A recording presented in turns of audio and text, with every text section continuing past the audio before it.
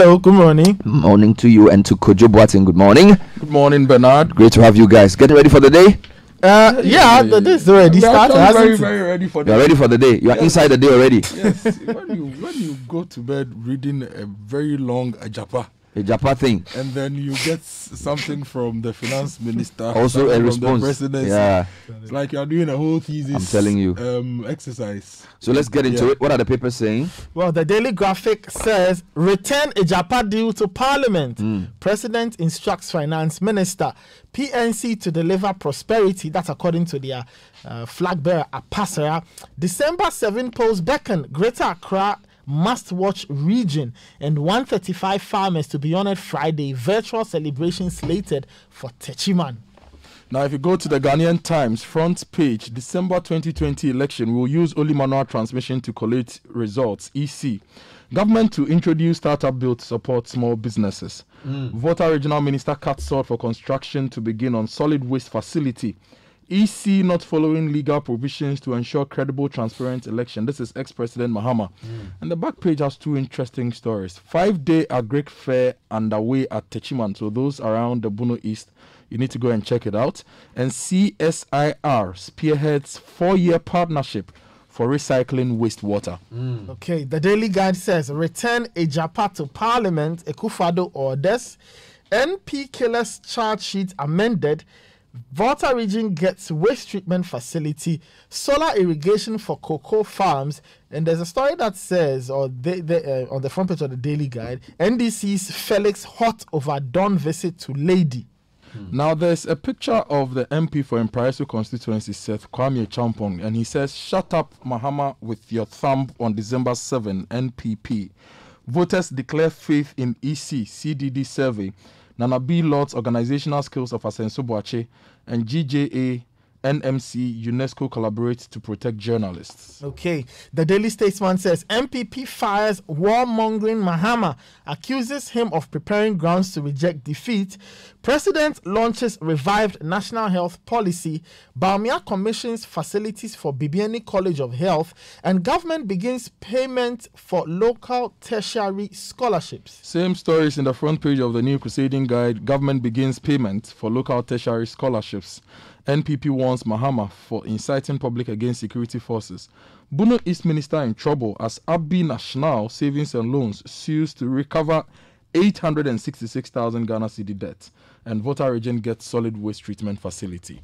The ABC News says NPP condemns Mahama for inciting public against security forces. We want to create equal opportunity for tertiary education through guarantor loans. That's the Vice President speaking. Uber gives free cars, television sets to top driver partners in Ghana. And the editorial of the ABC News says banking sector cleanup. Togbe Afede prognosis hollow. Now the finder, the impact of free senior high school will be visible in 10 years, Dr. Baumia. 14 fallen police officers honored. GJA condemns impunity for crimes against journalists. COVID-19, Ghana's active cases rise to 620. Mohammed's war drum utterances, sign of impending defeat. This is the NPP. And looks like over the weekend, 2 big walks happened. One in Bantima with Asenso Boache, and another is captured here in the finder. Abena Oseasare shakes Etiwa East with massive health walk. Okay, the BNFT says fund managers losing clients to banks. Startup bill heads to lawmakers in January. Dr. Awal promises 8-year tax holidays for startups. Agric requires strong regulatory authority. That's the Agribusiness Chamber. And Volta region gets solid waste treatment facility. Now the Ghanaian publisher, ex-MPs to be made consultants for Parliament. This is the majority leader speaking. Guarantee free loans will boost access to tertiary education. Baumia speaking. Akufo-Addo sacks PPA boss for conflict of interest. Savannah region gets waste treatment facility. You left boss with $624 million debt. This is the MD firing at Mahama. And UTV suspends NDC NPP programs. All right, let me take you. There is one more. Economic Times. Okay. Government records 9% deficit from January to September of 2020. Ghanaians debate Airtel Tigo shares transfer to government. And government spends 27.4 billion Ghana cedis in Q1 2021 as its plans to raise $3 billion in Eurobonds. Let's give you a quick flavor of the online story. CitiNewsroom.com. 4 of the 5 lead stories are on Ejapa. First one, special prosecutor raises concerns with Ejapa royalties deal. That's the first one. Number 2, Nanado orders finance minister to return Ejapa deal to parliament.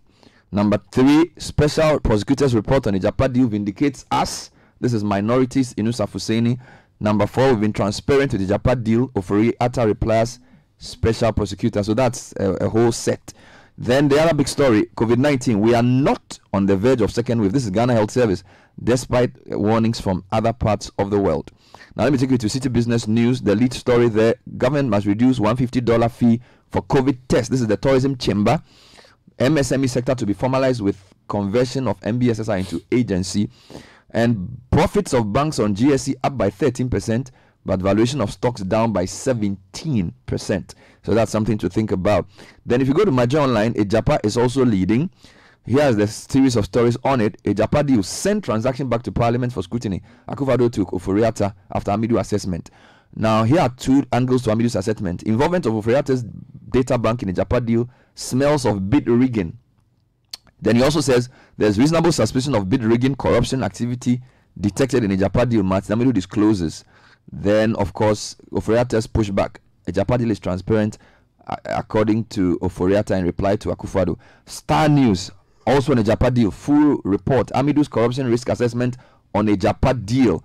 Then again, take it back to Parliament. Akufo-Addo directs Ofori Atta. Then the other stories are ABAJ confiscate monies from contractor sale Aveji, and then teacher inflicts cane wounds on student for laughing at him. Meanwhile, killers of Infantiman MP tell court we are not guilty after they went for their first hearing. Now, GNA leads with President launches revised national health policy. EU ambassadors call on Mahama, and COVID-19 Ghana's active cases surged to 620. So that's something to keep an eye on. Now, everywhere else, everybody's talking about the US. The BBC says Biden and Trump make final pitch to voters. And then there's an interesting one, 3 election headlines you could wake up to. That's the lead story on the BBC. So it's either gone here or there or somewhere else. Now, if you go to CNN, it's election day in America. 96 million Americans have already voted, and 9.3 million have been infected with COVID-19. It's like the battle of the nines. If you go to the New York Times, nation watches anxiously as the race comes to a furious end. And then there's another one here. Battle intensifies over which ballot will count. So there are lots of court cases and things. And then if you go to Politico, it's one of the political websites in the US, what the final polls say about the Trump-Biden race. So keep an eye on the US throughout the show. We'll interview the US ambassador later today. Let's start with the Ejapa deal and all the stories. Okay. Page 16, Daily Graphic. Return Ejapa deal to Parliament. President instructs Finance Minister. And Emmanuel Ebo-Hoxin wrote that story. And it reads, the President, Nana Akufo-Addo, has instructed the Minister of Finance to resubmit the agreement supporting gold royalties monetization transaction, popularly known as the Ejapa deal, to Parliament for the approval process to start all over again. The transaction documents to be resubmitted are the relationship agreement, the assignment agreement, the allocation agreement, and the investment agreement. According to a statement released yesterday and signed by the communication director of the President, Mr. Eugene Ahin, that was in the interest of transparency and accountability to the Ghanaian people. Now, the story goes on to break into several legs. So let me give you some angles of Amidu. In his corruption risk assessment on the deal, Mr. Amidu argued, among other things, that consultations over the agreement were not comprehensive and innovative enough. He said selection and appointment of advisors for the agreement did not meet, quote, fundamentals of probity, transparency, and accountability. He also took a swipe at various officials who took part in the processes leading to the approval of the agreement. According to him, the actors flouted several laws with impunity prior to the approval of the agreement. Okay. Now, the full report is on our website that you can read. He gives a whole background. Then, let me give you some other angles in the story. So, for example, he says that involvement of data bank in a Ejapa deal smells of bid rigging. This is my journalist's angle. Now, it says that the special prosecutor says the involvement of data bank financial services in the Ejapa deal agreement smells of, quote, bid rigging, unquote. He further alleges that the procurement process was, quote, manipulated by the Ministry of Finance by adding an unapproved rider for collaboration with a Ghanaian firm, unquote. Mr. Amidu further reveals in his report that other individuals who have business interests in Data Bank, aside from finance minister, played various roles leading to the selection of Data Bank. One Felicia Ashley is set to work at the ministry is mentioned. According to Mr. Amidu, she had worked previously as vice president and head of human capital and admin at Data Bank. Mr. Amidu said her current role as director of human capital and general administration meant she had oversight responsibility for the processes that saw the involvement of the bank. Then he also then goes on to say that documents analyzed by special prosecutor indicate that Deputy Finance Minister Charles Edubuahin on October 6 wrote to the CEO of the Public Procurement Authority asking for approval for the use of restrictive tendering to select a company. And then it says that the special prosecutor took issue with that. Now, what have been the reactions? The president has directed him to go back to Parliament. So that story is, I don't know if the newspapers have it because it's that's the one I just read. Okay. Then Mr. Oforiatta himself has also responded by saying that the deal is clean. So maybe I can read that for you. Finance Minister Ken Oforiatta has issued a statement from the Ministry of Finance saying that he's been transparent with the deal. The Minister of Finance insists that his outfit has been transparent with the processes that led to the approval of the agreement. In a memo to the President, which was cited by CitiNewsroom.com, the Finance Minister says the Attorney General and Parliament gave their blessing to the agreement because of the right processes the deal went through. Quote, prior to initiating the transaction, Ministry of Finance ensured to undertake all the necessary prerequisite action required by the law, from the procurement of transaction advisors to the submission of transaction documents to the AG. The ministry believes it's been transparent from the onset. There's another story, it's not readily here, but some of the CSOs say, yes, it's good the deal has been asked to go back, but not to this parliament. They think this parliament will not do a good job. Kojo? Okay, so let's move from the Ijapa deal and go to the Ghana Police Service. Yesterday, the police held the Memorial Day for 14 fallen officers. The president was there, the IGP was there, the Interior Minister was there. Now, the deceased police officers are Chief Inspector William Kofi Dogbe, Chief Inspector Justice Ayi, Inspector Moses Apia, Inspector Edwin Ajokwe, and Sergeant Solomon Amure. Others are Sergeant Hifzula Salihu, Sergeant Takazin Togbon, General Corporal Muniru, Corporal Nelson Agoha, and Corporal Ernest Otin Kwame Mafo. And the rest are Corporal Restvola Mwako, Lance Corporal Stephen Cherme, Lance Corporal Christian Kwesi Amenuvo, and Lance Corporal Medios Akwesi Boating. All right. Now, the interesting bit about this story is that 10 out of the 14 officers lost their lives through road traffic crashes. Wow. Not even fighting with any criminal. The criminal bit is there. 10 out of 14. 10 out of 14. Road crashes. If you read the descriptions, wow. For example, Sergeant Solomon Amuri died when a truck fell on him at a police barrier on the Kintampo Tamale Road in August. Wow. Inspector Moses Apia was knocked down by a Ford vehicle while on duty at the Theological Seminary near the University of Ghana in February this year. Hey. Sergeant Higzula Salihu was knocked down by a truck at a police snap checkpoint near Apam. Chief Inspector Justice Ayi was on his way home from work when an articulated truck ran through his vehicle and killed him. And wow, another Inspector Edwin Ajokwe was involved in an accident while driving an official motorbike. Wow. Now, there were two here who were listed as they were responding to a distress call of armed robbery and died in a canoe accident. So the canoe subsided. So that's still in motion. Still in motion, yeah. Wow. Now, Lance Corporal Amedios Akwesi Boating died of a canoe accident while responding to distress call of armed robbery. Lance Corporal Stephen Cherme also died of a similar canoe accident while responding to a distress call. Wow. And most of these fallen heroes had wives and children who they've left behind. And we don't know. We hope the state will take care of them. I'm reading this and giving these descriptions because sometimes too we say, oh, the police are not doing enough. But sometimes and most times, a lot of them are putting their lives on the line for us. 14 dying in a year. Nathan, back to the graphic. Well, talking about police will take me to vigilante groups. Now, a CDD report says vigilante groups will undermine peace. Now, a pre-election survey conducted by the Ghana Center for Democratic Development, CDD Ghana, has indicated that majority of Ghanaians remain concerned about the activities of vigilante groups in the country. Now, according to the survey, 71% of respondents said the activities of political party-affiliated vigilante groups continued to threaten or undermine peace and security in the country. It indicated that in spite of that, 50% of the electorate believe that the government had so far demonstrated the political will in enforcing the law criminalizing vigilantism. All right. Now, talking about crime. The elections, since yes. we'll use only manual transmission. This is the EC speaking. Okay. Now, the Electoral Commission has disclosed that it will revert to the manual process of transmitting results from all the collation centers to the national headquarters. This implies that unlike the 2016 elections, where the electronic system was used alongside the existing manual one, this year we'll have only one. Okay. Speaking with the Ghanaian Times in Accra on Wednesday, a deputy chair at the commission in charge of corporate services, Dr. Eric Bosman Asare, said the manual system was a standard one with no problem, and indicated that the EC would make sure all those in charge of the various polling stations would do their work well. And then on the elections, former President Mahama has been speaking. He actually met the EU, and that story is on GNA and in some newspapers. So give us that story. And this is the EU ambassadors calling on Mahama. That story says that delegation of European Union ambassadors on Monday paid a courtesy call on the flag bearer of the NDC, former President John Dramani Mahama, in Accra. The delegation led by Mrs. Diana Akonsia, head of EU delegation to Ghana, met the former president as part of the team's pre-election monitoring events in Ghana. Now, speaking of quick, I just want to give you a quick story from Infantiman.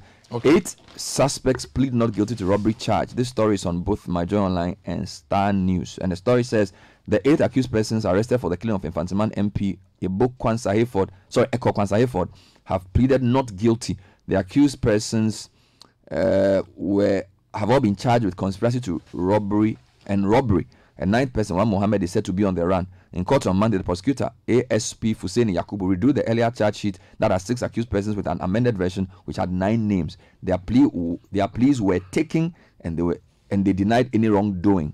They were represented by 5 lawyers, and one after the other, including lawyer George Asamani, made a bail application for them. Okay, now I wanted to talk about COVID briefly because yesterday we reported the WAC-BIP study. Well, Ghana Health Service is telling Citi News that we are not on the verge of a second wave. Stories on citinewsroom.com. Ghana Health Service has downplayed suggestions of a looming second wave of COVID-19 infections in the country. According to DG of GHS, Professor Dr. Patrick Kuma Aboaji, available data does not support the suggestion. Now, we're told Ghana's cumulative case count is nearly 50,000 with 620 active cases so far, as in today, and 320 deaths. Now, the concerns or the current numbers show a steady but slow rise in active cases for the month, raising concerns that Ghana may soon have to deal with a second wave of COVID-19. But Dr. Kuma Boaji does not believe a second wave is looming. Here's his quote. In terms of a second wave, those of us who are looking at the figures have not seen any indication in that direction. So there is not expecting any second wave. Then still on COVID, just a quick one from the airport. Government must reduce $150 fee for COVID test. This is the tourism chamber. The Chamber of Tourism Industry has appealed to the government to drastically reduce the $150 fee for COVID-19 tests at the country's airport if it's indeed committed to reviving the tourism sector, which has been badly hit by COVID-19. And page 5 of the Finder says Ghana's active cases, we've seen a rise to 620.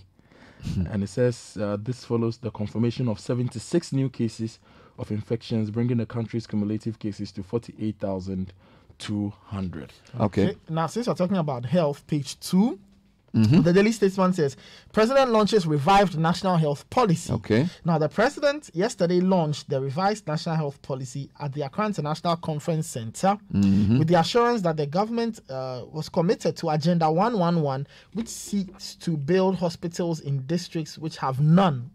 He also said there was the need to relook at Ghana's health architecture, and he described the launch of the policy as timely, especially at a time where the world was dealing with the COVID-19 ravages. Amazing stuff. Now, let's go to farming because Farmers' Day is just around the corner. Only 21% of Ghanaian farmers use tractors. This is according to the Ghana Statistical Service. Wow. This was contained in their 2017-2018 Ghana Census of Agric. Wow. Now, according to Professor Enim, out of the 3,037,000 persons engaged in Agric, the majority of them continue to rely on rudimentary equipment and traditional So approaches. only 1 in 5 of our farmers use that. Yes. Now, if you want to check out more stories about Agric, there's a 5-day Agric fair underway at Techiman. Wow. I've been to one of them before. How is it? And if you are somebody who is interested in Agric or wants to play in the agribusiness space, this is something you should go and check. Now, it usually comes within the week of the Farmers' Day. Now, the story says a 5-day agriculture fair aimed at creating a common platform for value chain actors in the sector is underway at Techiman, Bono East Regional Capital. The fair, which opened yesterday, is a prelude to the 36th National Farmers' Day celebrations slated for Friday, November 6, 2020 at Techiman. Now, allow me to add one more story. Go ahead. Because when we visited Israel, we were told that 90% of their wastewater is recycled for agriculture. And the Council for Scientific and Industrial Research in Ghana is spearheading a 4-year partnership project which seeks to apply water-smart solutions such as recycling to recover resources from wastewater for reuse. Okay. And to achieve this objective and ensure sustainability, the Council on Friday engaged key stakeholders at a workshop in Accra to provide them with information on the project so they could contribute ideas, policies and strategies towards achieving a successful outcome. We're talking about waste. The Volta region gets a solid waste treatment facility. Okay. Now, the region has benefited from the ongoing nationwide solid waste treatment facilities being constructed by governments in collaboration with Zoom Lion Ghana Limited and its partners Comtech at a sword cutting ceremony at Akrofu in the home municipality of the Volta region on Saturday for the construction of the facility. Volta Regional Minister Dr. Archibald Yalecha stated that the construction of the integrated waste recycling and composting plants in the home municipality was in line with the development agenda of the government. Very interesting indeed. Should we go to some energy issues? Why not? You know, yesterday, the former Minister of Energy in charge of petroleum. Yes. He addressed the Seaboard session on manifestos. He made some very interesting points about the NDC's views on that sector. Yes, and he spoke about what they want to do. He said that the manifesto is a social contract between the people and the NDC government. And he said that in the downstream sector, they worked on petroleum price liberalization, public-private partnerships in the Boss Petroleum Products Distribution, retooling of Tema Oil Refinery. And he also mentioned the things they are going to do going forward. He also mentioned Etuabo Gas, ENI, and all those projects. Fantastic. Now this morning, on the front page of the Ghanaian Publisher, the MD of Boss is saying that Mohammed's government left Boss with $624 million in debt. Wow. So that has come up, right? In reaction to that. Okay. This thing we were asking yesterday, November 6th is not a public holiday. Interior Ministry clarifies. This story is on citynewsroom.com. The Interior Ministry has said that though this year's National Farmers' Day will be observed on Friday, November 6th, it will not be a public holiday. A statement signed by Minister of Interior Ambrose Derry says, December 4, 2020, the original date for observing Farmers' Day remains a statutory public holiday and will be observed as such throughout the country. So that means that 3 days to election will be a holiday. That's a Friday. Then there will be Saturday, Sunday, and then we vote on Monday. So that's a good one. Now, the general public is hereby informed that Friday, November 6th is not a public holiday, even though the National Farmers' Day will be observed on that day. And then he says, however, Friday, December 4, which marks Farmers' Day, remains a statutory public holiday and will be observed as such throughout the country. Signed, Ambrose Derry, Minister for Interior. Thank you for sending that because there was a bit of confusion about that. We will leave it here. Nathan Kwao, thank you. Kojo Akoto Boateng, we appreciate your time. Coming up next is the City Business News. This is the City Breakfast Show, the city's biggest conversation. On every street, in every town, and all across